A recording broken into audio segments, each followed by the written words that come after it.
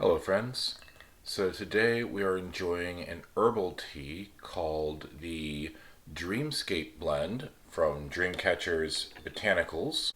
It's a blend of like mugwort, linden, and blue lotus tea. Our story today from the Grimm's fairy tales is called The Three Brothers. There was once a man who had three sons, and he owed nothing but Damn it. Let's try that again. There was once a man who had three sons, and he owned nothing but the house in which he lived. Now each of his sons hoped very much to inherit the house after his death. Since the father cared for them equally, he did not want to hurt their feelings, nor did he want to sell the house because it had belonged to generations of his ancestors. Otherwise, he would have divided the money from the sale among his sons. Finally, he had an idea and said to them, "Go out into the world and see what you can make of yourselves. Learn a trade, and when you return, whichever one of you puts on the best performance of his skills shall get the house."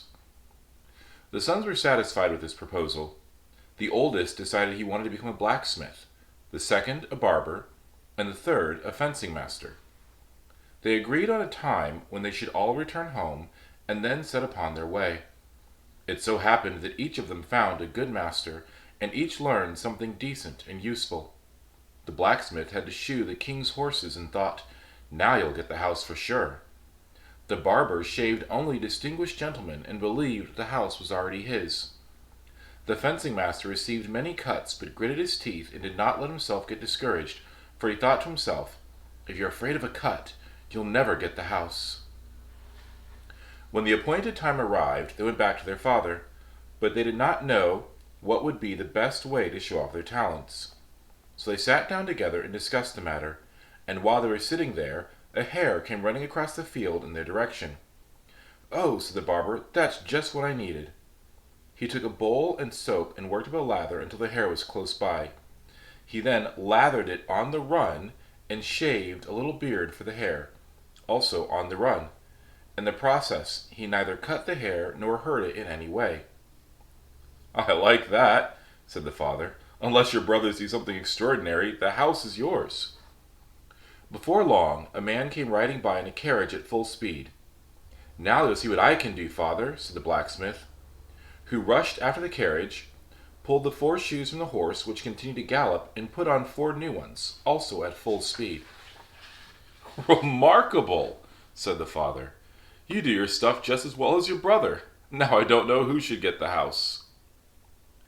Then the third son said, "Father, let me show you what I can do."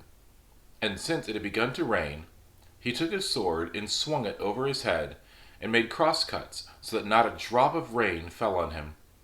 When it began to rain harder, and then finally so hard that it was pouring cats and dogs, he swung the sword faster and faster and remained as dry as if he were sitting safely under cover.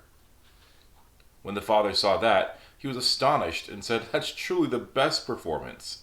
The house is yours." The other two brothers accepted the decision, as they had promised to do, and since they cared for each other so much, all three of them stayed in the house together and practiced their trades. Indeed, they had learned their craft so well and were so skillful that they earned a great deal of money. They lived happily together in this way until their old age, when one of them fell sick and died, and the other two grieved so much that they too fell sick and died. Since they had all been so skillful and cared so much for each other, they were all buried in the same grave. The end. Aww.